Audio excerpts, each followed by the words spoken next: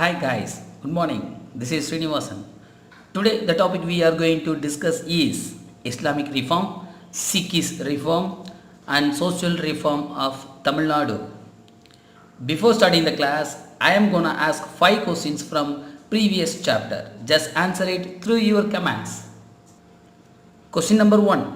Arya Samaj started a number of dash schools and colleges. Arya Samaj started a number of dash school and colleges. It's a question number 1. Next question number 2. When and where was World Congress of Religion held? When and where was World Congress of Religion held? Question number 3. Theosophical Society was founded in dash. Theosophical Society was founded in dash. Question number 4. What was the wife name of the Jyotibai Phule? What was the wife name of the Jyotibai Phule? Question number 5.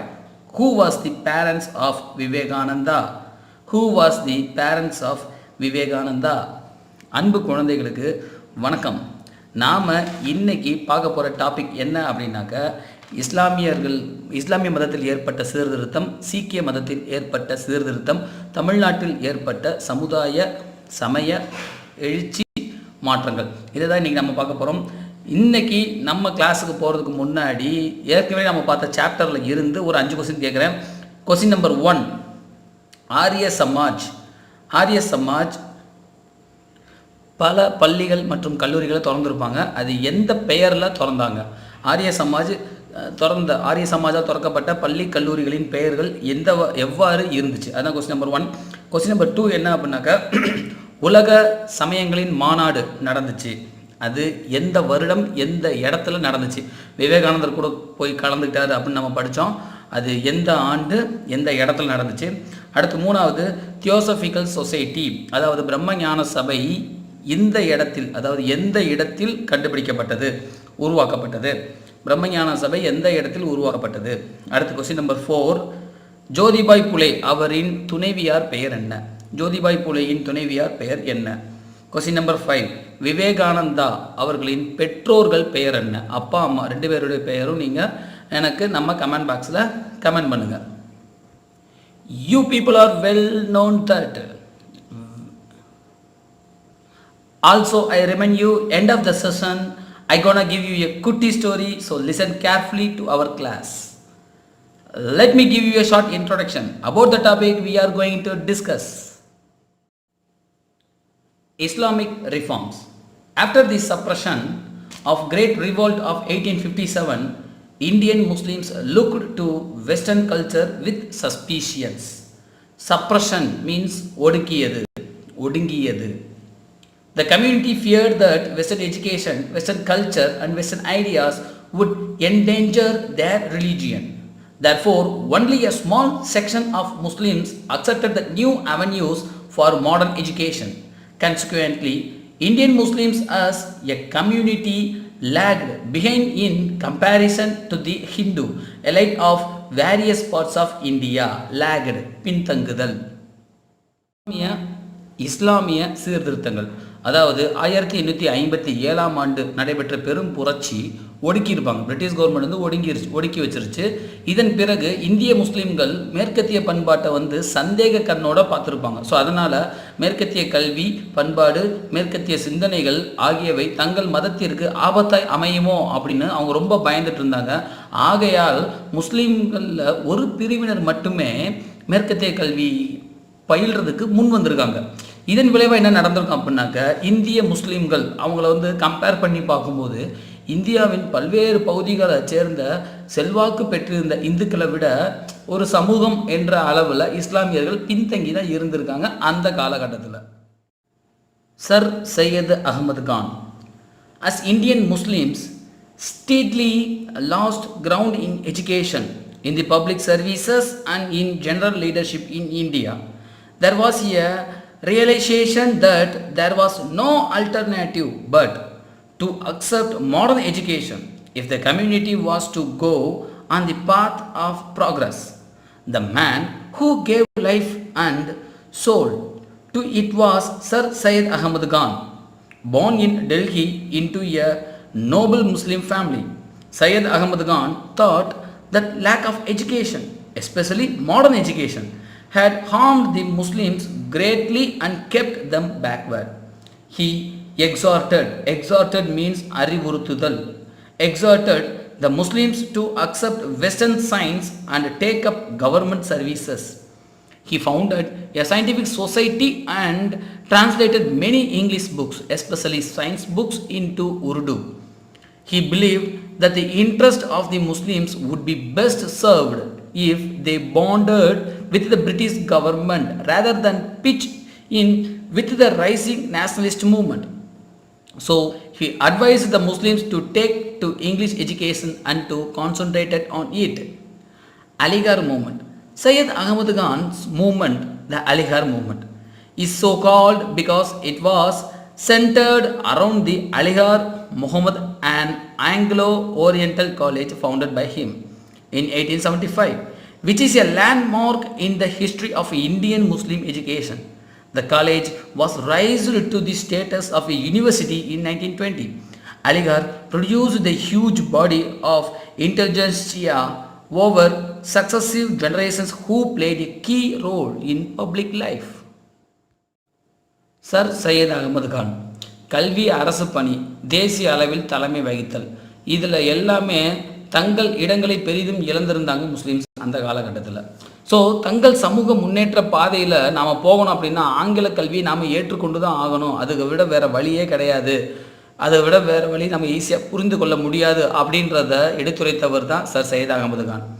இந்த புரிதலுக்கு உயிரும் உணர்வும் கொடுத்தவர் தான் sir Syed Ahmed Khan. டெல்லியில் உயர்குடி முஸ்லீம் குடும்பத்தில் பிறந்த சையத் அகமது கான் படிப்பு அறிவின்மை அற்றவர். அதுவும் குறிப்பாக நவீன காலகட்டத்தில் கல்வி அறிவு அவருக்கு கிடைக்கவே இல்லை. இஸ்லாமியர்களுக்கு பெரும் தீங்கு விளைவித்த அவர்களை கீழ்நிலையில் வச்சிருச்சு அப்படின்றத அவர் கருதினார். மேலைநாட்டு அறிவியலையும் அரசு பணிகளையும் ஏற்றுக்கொள்ளணும். அவர் இஸ்லாமியர்களை இந்த மாதிரி சொல்லி கட்டாயப்படுத்திகிட்டே இருந்திருப்பார். அது மட்டும் இல்லாமல் அறிவியல் கழகம் ஒன்று ஆரம்பிச்சுட்டு இருந்திருப்பார். இதில் ஆங்கில நூல்கள், குறிப்பாக அறிவியல் நூலை எல்லாத்தையுமே உருது மொழியில் டிரான்ஸ்லேட் பண்ணி கொடுத்துருப்பார். மேலெழுந்து வரும் தேசிய இயக்கத்துக்கு இணைவதை காட்டிலும் ஆங்கிலேய அரசு நல்லுறவு மேற்கொண்டால், ஆங்கில அரசு நட்புறவோடு இருந்துட்டு இஸ்லாமியர் நலனை மேலும் நாம் பேணலாம் அப்படின்னு நம்பியிருப்பார். எனவே அவர் இஸ்லாமியர்களுக்கு ஆங்கில கல்வியை பயிலும்படி அட்வைஸ் கொடுத்துக்கிட்டே இருந்திருப்பார். அடுத்து அலிகார் இயக்கம். சர் சையத் அகமது கான் தான் 1875 அலிகார் நகரில் அலிகார் முகமதிய ஆங்கில ஓரியன்ட் கல்லூரியை ஆரம்பிச்சு வச்சுருந்திருப்பார். இதுவே அலிகார் இயக்கம் அப்படின்னு அழைக்கப்பட்டிருந்திருக்கு.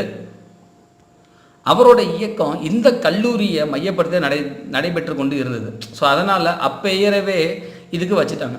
இந்திய முஸ்லீம்களுடைய கல்வி வரலாற்றில் இந்த கல்லூரி ஒரு முக்கியமான ஒரு எடுத்துக்காட்டு, மிகப்பெரிய ஒரு மைல்கல். அதே நேரத்தில் 1920 இந்த கல்லூரியோட தரம் உயர்த்தப்பட்டு பல்கலைக்கழகம் அப்படின்ற ரேஞ்சுக்கு உயர்ந்துருச்சு. அலிகார் பல்கலைக்கழகம் இது தொடர்ந்து வந்த சந்ததி, அதன் பிறகு அடுத்தடுத்து வந்தவங்களுக்கு எல்லாரையுமே ஒரு கற்றறிந்த மேதை கூட்டமாக உருவாக்கி கொடுத்துருக்கு. அவர்கள் அனைவரும் பொது வாழ்க்கையில் முக்கியமாக பங்காற்றிட்டு வந்துட்டு இருந்திருக்காங்க. The next important movement is Deoband movement. Deoband was a revivalist movement organized by the Orthodox Muslim ulema with the twin objectives of propagating the pure teachings of the Quran and the Hadith as well as encouraging the spirit of jihad against the foreign and un-Islamic elements. The ulema, under the leadership of Muhammad Qasim Vanatawi and Rashid Ahmad Gangotri, founded the school at Deoband in the Saharanpur district of the Uttar Pradesh in 1866. The school curricula set out English education and Western culture. The instruction imparted was in original Islamic religion and the aim was moral and religious regeneration of the Muslim community. The Deoband school did not prepare its students for government jobs but for the preaching of the Islamic faith. Faith means nambikai, preaching means teaching. In politics, the Deoband school welcomed the formation of the Indian National Congress in 1885. In 1888, The Deoband ulema issued a religious decree. Decree means aanai against Syed Ahmad Khan's organization called the United Patriotic Association and the Mohammedan Anglo-Oriental Association. It is said the Deoband ulema were mainly influenced by their determination to oppose Sir Syed Ahmad's activities. Maulana Muhammad ul Hasan became the new Deoband leader. The Jamaat ul Ulema, led by him, gave a concrete shape to Hasan's ideas of protection of the religious and political rights of the Muslims in the overall context of Indian unity. இந்த தியோபந்த் இயக்கம் அப்படின்றது ஒரு மீட்பு இயக்கம் ஆகும், அதாவது revivalist. இந்த இயக்கம் பழமைவாத முஸ்லீம்ஸ் இருக்காங்க பாருங்க, உலேமாக்கள் அப்படின்னு சொல்லுவாங்க. ரொம்ப ரொம்ப ஏன்சியன்ட், ரொம்ப பழமையான ட்ரெடிஷ்னல் மெத்தடை ஃபாலோ பண்ணுறவங்க உலேமாக்கள். ரெண்டு முக்கியமான குறிக்கோளோட இதை ஆரம்பிச்சு வச்சுருக்காங்க. என்ன அப்படின்னா, குரான் மற்றும் ஷரியத்தின் உண்மையான போதனையைத்தான் நாம் பரப்பணும், இது ஒன்று. ரெண்டாவது, இஸ்லாம் இல்லாத வேறு எந்த கூறுகள் இஸ்லாமுக்கு எதிராக வந்துச்சு அப்படின்னா அதை எதிர்த்து புனித போர் செய்யும் உணர்வுகளை சப்போர்ட் பண்ணணும் அப்படின்னு சொல்லி தான் இதை கொண்டு வந்தாங்க. இந்த ரெண்டு கான்செப்டை மட்டும்தான் மனசில் வச்சு தியோபாத் இயக்கம் உருவாயிட்டு இருந்துச்சு. இந்த உலைமாக்கள் இருக்காங்கல்ல, இதில் முகமது காசிம் நானோதவி அவர், அப்புறம் ரஷீத் அகமத் கங்கோத்ரி, இவங்க ரெண்டு பேருடைய தலைமையிலையும் 1866 உத்தரப்பிரதேசத்தில் சஹரன்பூர் அப்படின்ற இடத்துல ஒரு பள்ளியை ஆரம்பிச்சிருப்பாங்க. இந்த பள்ளியோட பாடத்திட்டம் என்ன அப்படின்னா, ஆங்கில கல்வியையும் மேலை நாட்டு பண்பாட்டையும் புறக்கணிக்கணும். அடுத்து, உண்மையான இஸ்லாமிய மதத்தை மட்டும்தான் இந்த பள்ளியில் கற்றுத்தரணும். இதன் நோக்கம் என்ன அப்படின்னாக்கா, இஸ்லாமிய சமூகத்தின் ஒழுக்கத்தையும் மதத்தையும் மீட்டெடுப்பதாக தான் இருக்கணும். தியோபந்த் பள்ளி தனது மாணவர்களை அரசு பணிக்காக அவங்க என்ன பண்ணல, ப்ரிப்பேர் தயார் செய்யவே இல்லை. அதுக்கு பதிலாக இஸ்லாம் மத நம்பிக்கையே பரப்பணும். அவங்க இதுக்காக மட்டும்தான் அந்த ஸ்கூல் அவங்களை ரெடி பண்ணிட்டு இருந்தாங்க. அடுத்து, அதே நேரத்தில் அரசியல் காலத்தில் பார்த்தோம் அப்படின்னா, தியோபந்த் ஸ்கூல்ஸ் 1885 இந்த காங்கிரஸ் உருவாச்சு. இந்தியாவில் அகில இந்திய காங்கிரஸ் உருவாச்சு. அதை சப்போர்ட் பண்ணியிருப்பான். அடுத்து 1888 தியோபந்த் உலமா சர் சையத் அகமது கானுடைய அமைப்பு, அவருடைய அமைப்பான தி யுனைடெட் பேட்ரியாட்டிக் அசோசியேஷன் அப்படி ஒரு அமைப்பு இருக்கும். அடுத்து, முகமதன் ஆங்கிலோ ஓரியன்டல் அசோசியேஷன், இந்த ரெண்டுத்துக்கும் எதிராக சமய ஆணையை பிறப்பிச்சிருப்பாங்க. அடுத்து, சர் சையத் அகமது கானுடைய நடவடிக்கைகளை எதிர்த்து அப்படின்றத மட்டும்தான் உறுதிப்பாடாகவே ஃபாலோ பண்ணிட்டு இருப்பாங்க. இது தியோபாத் உலமாக்கள்.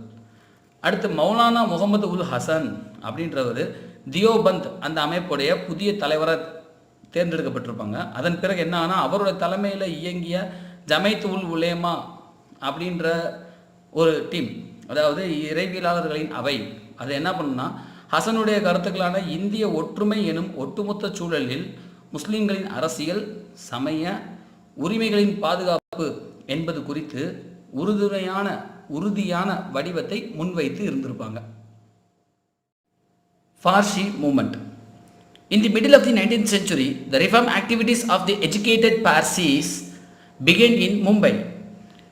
Parsis means the Zoroastrians who had fled from Iran in the 10th century in the face of religious persecutions. Fardonji Nauroji founded Rahmanmai Majdayasnan Shaba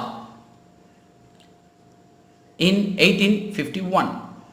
Rast Gofter, the truth teller, was the main voice of the movement. The leader of the Sabha criticized elaborate ceremonies at betrothals, marriages and funerals. They opposed both infant marriage and the use of astrology. Behramji Malbari organized the campaign for legislation against the practice of child marriage. The community produced many leaders such as Feroz Shah Mehta and Dinsa Wacha, who played a big role in the early Congress. Parsi சீர்திருத்த இயக்கம், அதாவது 19ஆம் நூற்றாண்டு இடைப்பகுதியில் படிப்பறிவு பெற்ற பார்சிகள் அவர்களால் தொடங்கப்பட்ட சீர்திருத்த இயக்கம் தான் இந்த பார்சி இயக்கம். இந்த பார்சிகள் அப்படின்றவங்க யார் அப்படின்னா, சமய கொடுமை. ஈரானில் இந்த ஜொராஸ்ட்ரனிசம் அப்படின்ற ஒரு கம்யூனிட்டி, ஒரு ரிலீஜியன் மக்கள் இருந்திருப்பாங்க. அங்கே அந்த மக்கள் அந்த நாட்டு மற்ற மதத்தை சேர்ந்தவர்களின் கொடுமை தாங்க முடியாமல் அங்கேருந்து கிளம்பி வந்திருப்பாங்க. ஸோ அவங்க இங்கே வந்து ஆரம்பித்த இயக்கம் தான் இந்த பார்சி சீர்திருத்த இயக்கம். 1851 பர்துஞ்சி நவ்ரோஜி அப்படின்றவர் ரஹ்னுமாய் மஜ்தேயாஸ்னன் சபா அப்படின்னு சொல்லி ஒரு அமைப்பை ஏற்படுத்தியிருக்காரு.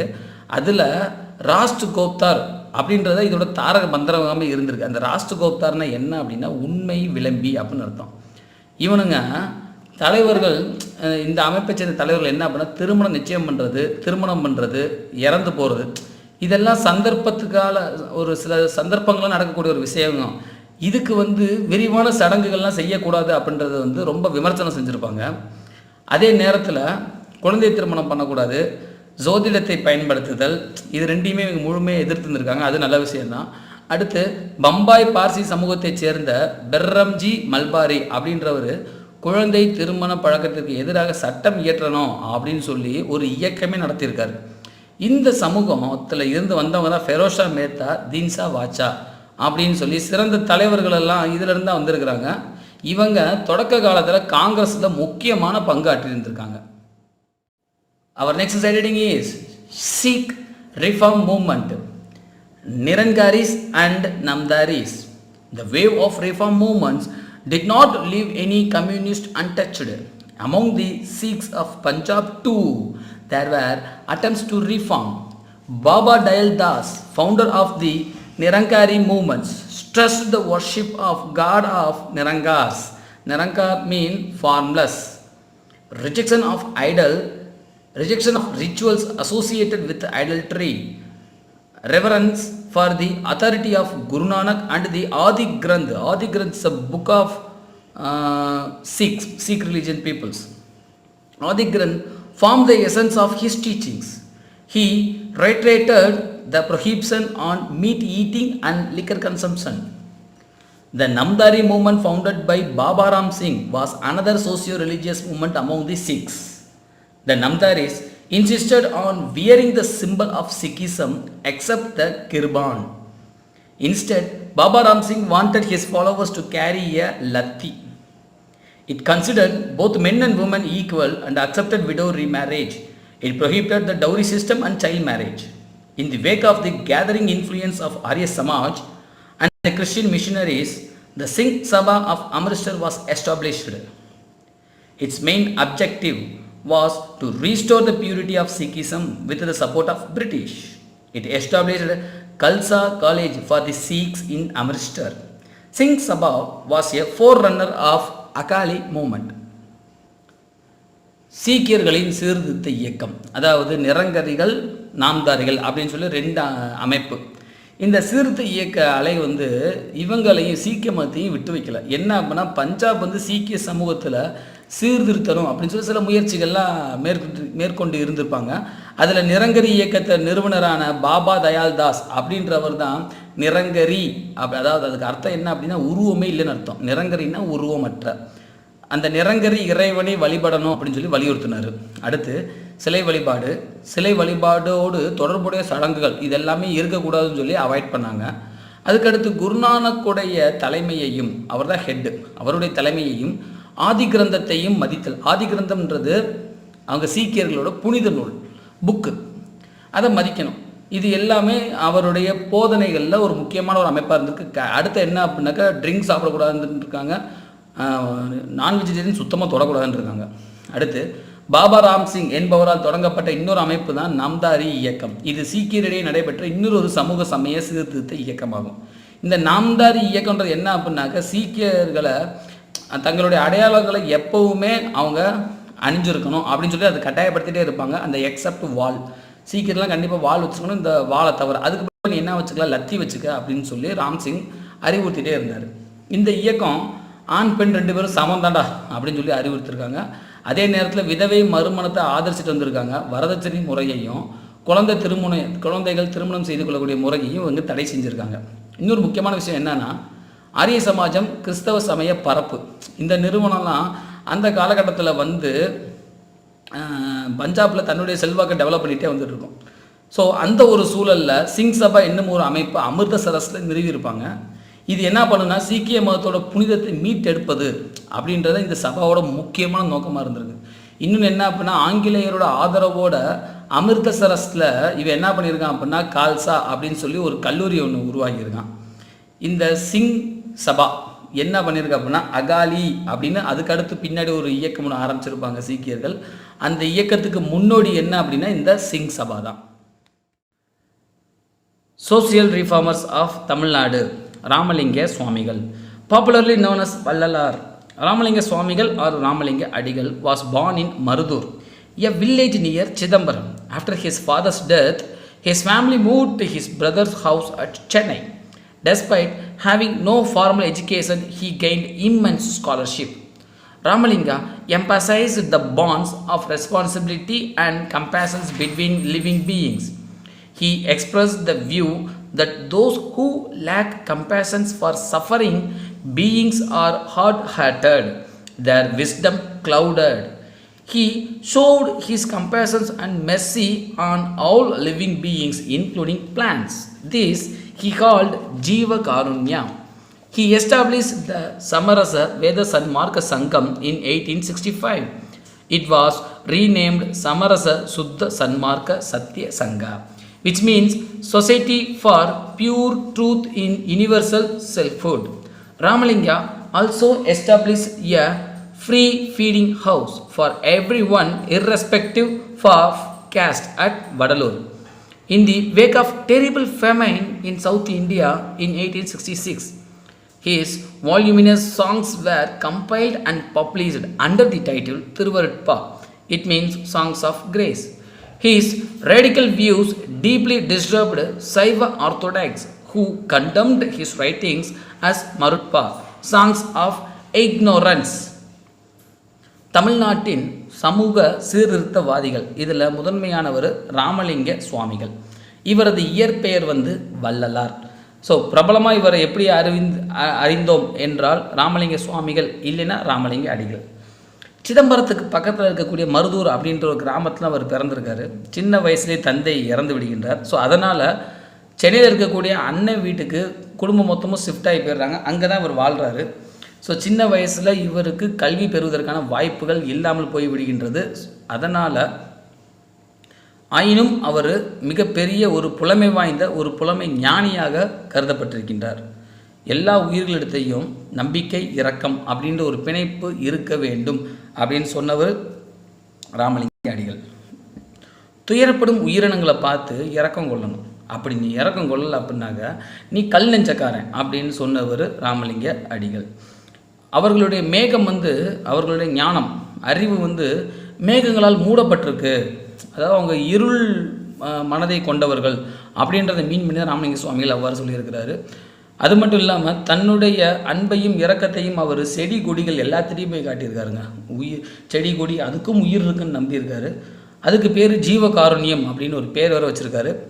1856 சமரச வேத சன்மார்க்க சங்கம் என்னும் அமைப்பை உருவாக்கி இருக்கிறார். இது பிற்காலத்தில் சமரச சுத்த சன்மார்க்க சத்திய சங்கம் என்று பெயர் மாற்றம் செய்யப்படுகின்றது. 1866 தென்னிந்தியாவில் மிகப்பெரிய ஒரு பஞ்சம் வந்திருக்கும். கணக்கிலேயே எடுக்க முடியலை. இந்த பஞ்சத்துடைய விளைவாக 1867 அவர் என்ன பண்ணியிருக்கார் அப்படின்னாக்கா சாதி எல்லைகளை தாண்டி எல்லா மக்களும் சமமாக உட்காந்து சாப்பிடணும் அப்படின்னு சொல்லி இலவசமாக ஒரு உணவகத்தை நிறுவியிருக்கார். யார் பசி இல்லாமல் யார் ஒருத்தர் பசி இல்லாமல் இருக்கிறாங்களோ அது வரைக்கும் இங்கே சாப்பாடு போட்டு இருக்குன்றது அவருடைய எண்ணம். வடலூரில் தான் இது இருக்குது. இவர் இயற்றிய பாடல்கள் எல்லாத்தையுமே தொகுத்து வழங்கியிருக்காங்க. இதுக்கு பெயர் திருவருட்பா அப்படின்னு பெயர் வேறு இதுக்கு. இது இந்த பாடல்கள் பழமைவாத சைவர்களை ஆழமாக புண்படுத்திருச்சு. அவங்க என்ன சொல்கிறாங்க அப்படின்னாக்கா இந்த வள்ளலார் பாடல்கள் எல்லாத்தையுமே அவர்கள் மருட்பா அப்படின்னு சொல்கிறாங்க. மருட்பா அப்படின்ற அர்த்தம் என்னன்னாக்கா அறியாமையின் பாடல்கள் அப்படின்னு சொல்லி அவர் எழுதிய இந்த திருவருட்பா பாடல்கள் பூராத்தையும் கண்டனம் செய்து வந்திருந்திருக்கின்றார்கள். வைகுண்ட சுவாமிகள். வைகுண்ட சுவாமி, one of the earliest crusaders for social justice in South India, was born at Sastan Koil Vilai, the present Samithopu, a village near Kanyakumari. His original name Mudichidum Perumal was changed to Muthukutti by his parents due to objection raised by the upper caste Hindus. Muthukutti had no opportunity to have any systematic school education but acquired knowledge of various religious texts. He preached the ideas of equality and advocated the rights of depressed class people in the face of stiff opposition from upper caste as well as the princely state of Travancore. He visited Trichendur temple and experienced a new vision. Calling himself Vaikundar, he requested the people to give up all the irrelevant rites and rituals in their worship. His preachings against the prevailing religious order brought about a considerable change in the attitude of the lower caste people. In 1833, Vaikundar commenced his meditation at Samithopu for the abolition of caste differences and social integration of the society. During this period, he led a life of hermit. In South Travancore, there were many restrictions on lower caste people, such as what they could wear and not wear. At a time when there was prohibition on certain sections on wearing headgear, he advocated the wearing of a turban in protest. It gave a sense of honor to the oppressed people and offered a spirit of self-respect. A new confidence was installed in the minds of his followers. Like the other contemporary reform movements of India in the 19th century, Vaikunta Swamigal condemned the worship of idols. The low caste people had no temples for their gods. They erected small pyramids of mud or bricks in their honor. Plastered a whitewashed, he considered this kind of worship as an uncivilized customs. The people sacrificed goats, cocks, and hens. He condemned these religious customs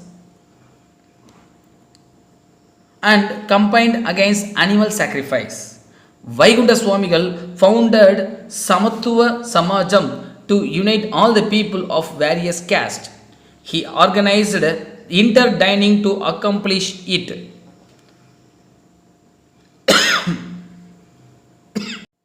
Even though he was imprisoned by the Maharaja of Travancore, he never gave up his principles. His followers called him respectfully as Ayya, it means father. His cult was also known as Ayya Vali, the path of Ayya. His message emancipated the people from the unjust social customs and superstitious beliefs. His ideas are collected into a text called Akila Thirattu. Vaikunta Swamigal தென்னிந்தியாவின் தொடக்க கால சமூகத்தின் போராளிகளில் ஒருத்தராக இருந்திருக்கிறாரு வைகுண்ட சுவாமிகள். கன்னியாகுமரிக்கு பக்கத்தில் இருக்கக்கூடிய சாமித்தோப்பு அப்படின்ற இடத்துல தான் இவர் பிறந்தார். இதுக்கு பேர் சாஸ்தா கோவில் விலை அப்படின்ற கிராமம் இவர் பிறந்த இடத்துக்கு பேர். இவருக்கு இயற்பெயர், அதாவது பிறந்தோடனே உங்களுக்கு பெற்றவங்க வச்ச பேர் என்ன அப்படின்னாக்க முடிசூடும் பெருமாள். இந்த பெயருக்கு உயர் சாதியில் இருந்து இந்துக்கள்கிட்ட இருந்து எதிர்ப்பு வந்திருக்கும். ஸோ அதனால் அவரின் பெற்றோர் என்ன பண்ணியிருப்பாங்க, அவருடைய பெயரை முத்துக்குட்டி அப்படின்னு மாற்றிருப்பாங்க. முத்துக்குட்டிக்கு முறையான பள்ளி கல்வி சின்ன வயசு கிடைக்க வாய்ப்பு இல்லை. ஆனாலும் பல சமய நூல்கள் குறித்து புலமை அவருக்கு இயற்கையிலே இருந்திருக்கு. திருவாங்கூர் அரசிட்ட இருந்து உயர் சாதியினர்கிட்ட இருந்தும் கடுமையான எதிர்ப்பு வந்திருக்கு. ஏன்னா இவர் அனைவரும் சமம் அப்படின்ற கருத்தை போதித்து வந்து கொண்டு இருந்தார். அதன் மூலமாக அடித்தட்டு மக்களுடைய ஆதரவு இவருக்கு கிடைத்து வந்துட்டு இருந்திருக்கு. ஸோ அதனால் திருவாங்கூர் அரசு இவருக்கு எதிர்ப்பு தெரிவித்து வந்துட்டு இருந்திருக்காங்க.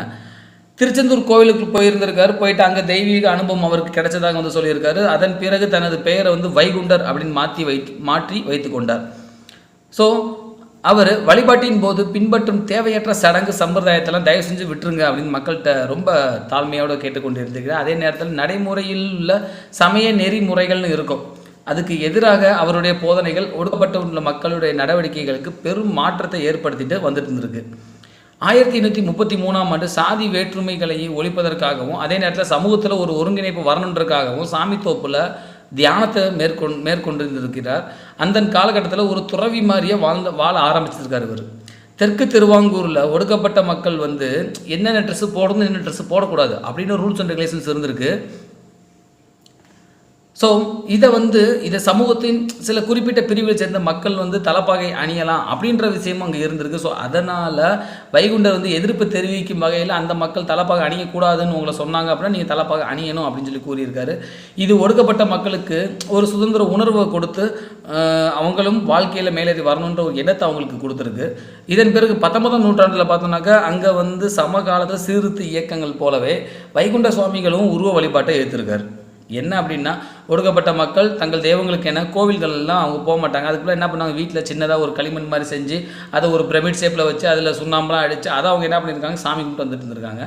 இவர் இந்த முறையை தப்பு அப்படின்னு சொல்லி கண்டிச்சிருக்காரு. அது மட்டும் இல்லாமல் விலங்குகளை வணங்குறதையும் தப்பு அப்படின்னு சொல்லியிருக்காரு. வழிபாட்டின் போது மக்கள் ஆடு, சேவல், கோழி இதெல்லாம் பலி கொடுக்கும் சமயச்சடங்கையும் இவர் கண்டனம் தெரிவித்திருக்கிறார். ஸோ வைகுண்ட சுவாமிகள் விலங்கு பலியிடுவதையும் அவருக்கு பிடிக்கவே இல்லை. பல்வேறு சாதிகளைச் சேர்ந்த மக்கள் ஒருங்கிணைவதற்காக வைகுண்ட சுவாமிகள் சமத்துவ சமாஜம் அப்படின்ற ஒரு அமைப்பை நிறுவியிருக்காரு. திருவாங்கூர் அரசால் இவர் சிறையில் அடைக்கப்பட்ட போதும் இவர் தனது கொள்கைகள் என்றைக்குமே விட்டுத்தராமல் அதை அப்படியே பின்பற்றிட்டு வந்துட்டு இருந்திருக்கிறாரு. ஸோ அதனால் மக்கள் இவரை மரியாதையாக ஐயா என்று அழைத்திருக்கிறார். ஐயா அப்படின்னாக்க தந்தை அப்படின்னு அர்த்தம். இவருடைய சமய வழிபாடு முறை ஐயா வழி அப்படின்னு அழைக்கப்பட்டிருக்கு. அவருடைய அறிவுரைகள் நீதிக்கு புறம்பான சமூக பழக்க வழக்கங்களிலிருந்து மூடநம்பிக்கையிலிருந்து மக்களை விடுவிச்சிருக்கு. அவருடைய கருத்துக்களை ஒரு நூலாக திரட்டியிருக்காங்க. அந்த நூலுக்கு பேர் என்ன அப்படின்னாக்க அகில திரட்டு அப்படின்னு அந்த நூலுக்கு பேர் வச்சிருக்கிறாங்க. ஸோ ஐயா வைகுண்ட சுவாமி. அயோத்திதாசர். பண்டிதர் Iyothee Thass was a radical Tamil scholar, writer, Siddha medicine practitioner, journalist and socio-political activist. Born in Chennai, he was fluent in Tamil, English, Sanskrit and Pali languages. He initiated a new knowledge practice by using journalism as a tool to make inroads into the print public sphere, which was hitherto an upper caste domain. He combined for social justice and worked for the emancipation of the untouchables from the caste clutches. He worked for the constructions of a casteless identity and castigated caste hegemony and untouchability. He considered education as an important tool for empowerment and became the driving force behind the establishment of several schools for the untouchables in Tamil Nadu. Pandidar Ayothidasar founded the Advaita Ananda Sabha to raise the voice for the temple entry of the untouchables. In 1882, John Ratnam and Ayothidasar established a movement called Dravida Kazhagam and launched a magazine called Dravida Pandian in 1885. He founded the Dravida Mahajana Sabha in 1891 and organized the first conference of the associations at Nilgiris. He started a weekly journal, Oru Paisa Tamilan, in 1907 and published it until his demise in 1914. Pandidar Ayothidasar was disappointed with the Hindu Dharma, which served as the basis for propagating and validating caste in Hindu society. Influenced by the Theosophist organizer Colonel H.S. Alcott, he went to Sri Lanka in 1898 and converted to Buddhism. In the same year, he founded the Shakya Buddhist Society at Madras to construct the rational religious philosophy through Buddhist religion.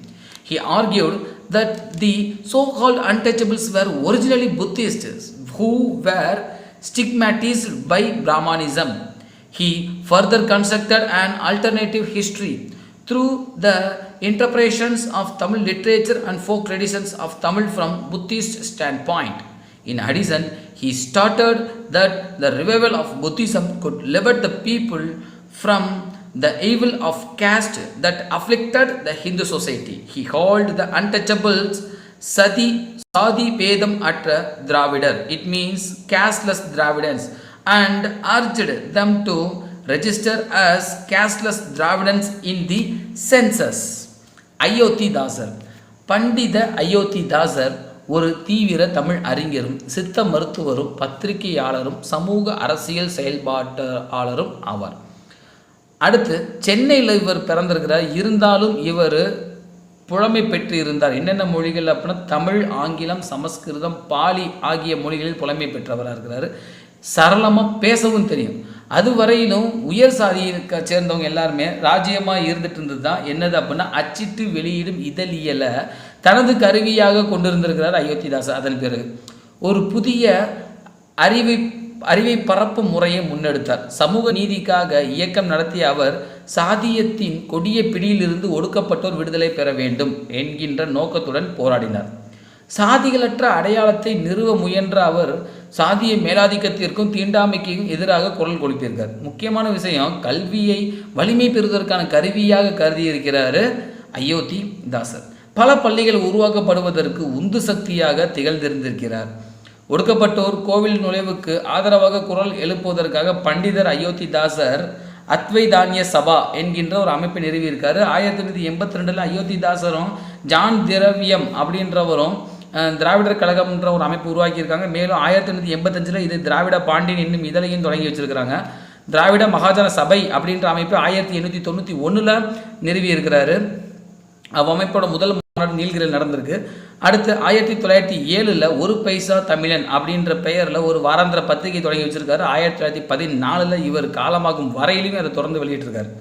பண்டித அயோத்தி தாசர் சாதியத்தை பரப்ப செய்யணும் அப்படின்றதும் அதை நியாயப்படுத்தணும் அப்படின்றதும் அடித்தளமாக விளங்கினது எதனால அப்படின்னாக்க இந்து மதத்தின் பால் மனக்கசப்பட்டிருந்தார்.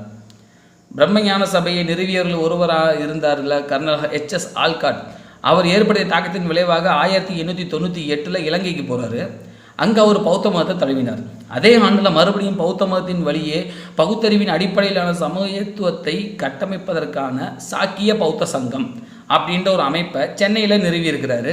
பிராமணியத்தர ஒடுக்கப்பட்டவர்களே உண்மையான பௌத்தர்கள் அப்படின்னு கூறி வாதிட்டார்.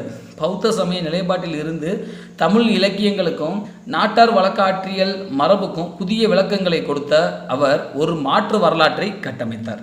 மேலும் பௌத்த சமய மீட்பின் வழியாக தான் இந்து சமயத்தை பிடித்திருக்கும் சாதி கொடுமையிலிருந்து மக்களை விடுவிக்க முடியும் அப்படின்னு முழுக்க உழைச்சிருக்காரு. ஒடுக்கப்பட்டவர்களை சாதி பேதமற்ற திராவிடர் என்று அழைத்திருக்கிறார் இவர். மக்கள் தொகை கணக்கெடுப்பின் போது அவர்களை சாதியற்ற திராவிடர்கள் என பதிவு செய்யுமாறு வற்புறுத்தி இருக்கின்றார் பண்டிதர் அயோத்தி தாசர். Okay guys, let's recall from the beginning by your own. Now we are going to குட்டி ஸ்டோரி. நாம் இன்னைக்கு நம்ம குட்டி கதையில் யாரை பற்றி பார்க்க போகிறோம் அப்படின்னாக்க எஸ்கீலஸ் அப்படின்றத பற்றி தான் பார்க்க போகிறோம். யார் இந்த எஸ்கீலஸ் அப்படின்னா இவர் கிரேக்க நாட்டில் இருந்தவர். இவர் ஒரு மிகப்பெரிய நாடக கதை ஆசிரியர்.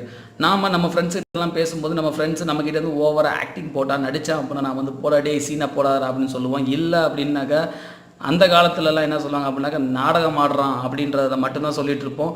உண்மையில் அதுதாங்க நாடகம்ன்றது ஒருத்தர் பண்ணக்கூடியதான் நாடகம். அந்த கிரேக்க காலகட்டத்தில் முதன்முறையாக ஒருத்தர் மட்டும்தான் ஸ்டேஜில் இருந்து நாடகத்தை அரங்கேற்றி இருப்பார்கள். அவங்க கூட சப்போர்ட்டிவாக எந்த ஒரு கேரக்டருமே இருக்க மாட்டாங்க. தனி ஒரு நபர் மட்டும்தான் இருந்து நாடகங்கள் நடைபெற்று கொண்டு இருக்கும். இந்த எஸ்கீலஸ் அப்படின்ற இந்த நாடக ஆசிரியர் வந்த பிறகு வந்ததுக்கு பிறகு தான் ஸ்டேஜில் சப்போர்ட்டிங் கேரக்டர் அப்படின்னு சொல்லி 2 அல்லது 3 பேர் சேர்ந்து நடிக்க ஆரம்பித்தாங்க. அது மட்டும் இல்லாமல் நாடகத்தில் அந்தந்த கதாபாத்திரத்துக்கான மேக்கப் போடக்கூடிய வழக்கத்தையும் கொண்டு வந்தவர் இந்த எஸ்கீலஸ். இவர் ஏகப்பட்ட நாடகங்கள் எழுதியிருக்கார். எல்லாமே சோக நாடகங்கள் தான். ஸோ அதனால் எஸ்கீலஸ் சோக நாடகங்களின் தந்தை என்று அழைக்கப்படுகின்றார். இவர் எழுதிய மிகவும் சிறப்பு பெற்ற சோக நாடகம் என்ன அப்படின்னாக்க ஒரிஸ்டியா அப்படின்ற ஒரு சோக நாடகம் தான் புகழ்பெற்ற நாடகமாக இருந்திருக்கு. இவர் எழுதி அரங்கேறிய எல்லா நாடகங்களும் முதல் பரிசை தட்டி சென்றிருக்குங்க. முதல் பரிசு அப்படின்னா நம்ம ஊரில் இருக்கிற மாதிரி பெரிய ஐட்டம்லாம் கிடையாது. அந்த காலகட்டத்தில் ரொம்ப புகழ்பெற்ற செம்பரி ஆடு தான் அவங்களுக்கு பரிசாக கொடுத்துருக்காங்க. அது மட்டும் இல்லை, நல்ல நாடகங்கள்லாம் எழுதியிருக்காரு. மிகப்பெரிய நாடக ஆசிரியர்னு பார்த்தோம் அப்படின்னாக்க இவர் ஒரு மிகப்பெரிய போர் வீரருங்க. மாரத்தான் போரில் வேற இவர் கலந்து சண்டை போட்டுருந்துருக்காரு. ஒரு மிகப்பெரிய போர் வீரர். ஆனால் இப்படி இருந்த இந்த எஸ்கிலஸ் எப்படி இறந்தார் தெரியுமா? அதுதாங்க நம்ம ரொம்ப வருத்தப்பட வேண்டிய விஷயம். சும்மா நடந்து போயிட்டு இருந்திருக்காருங்க நைட்டு. அநேகமாக நாடகத்துக்காக யோசிச்சுட்டு நடந்திருப்பாருன்னு நினைக்கிறேன். நடந்துட்டு இருக்கும்பொழுது வானத்தில் ஏதோ ஒரு கழுகு தன்னுடைய இறைக்காக ஒரு ஆமையை தூக்கிட்டு போயிருந்துருக்குங்க. அது போகிற வழியில் அந்த ஆமையை கை தவறி மிஸ் பண்ணிருச்சு. அந்த ஆமை ஓடோடு இருந்திருக்கு. அது எவ்வளோ உயரத்துலேருந்து வந்து விழுந்துச்சுன்னு தெரியல. நேராக நம்மளால் வழுக்க மண்டை வேறையா நடு மண்டையில் விழுந்து நடு ரோட்டில் விழுந்து இறந்து கிடந்திருக்காங்க. பாவம் எஸ்கிலஸ். Okay guys, thank you. Our lesson came to an end. I will meet you on following videos. Give your valuable feedback. Share this video to your friends. If you need further video from history, subscribe to KUTTY VARALAU. Thank you guys. I love you all. Bye bye from Srinivasan.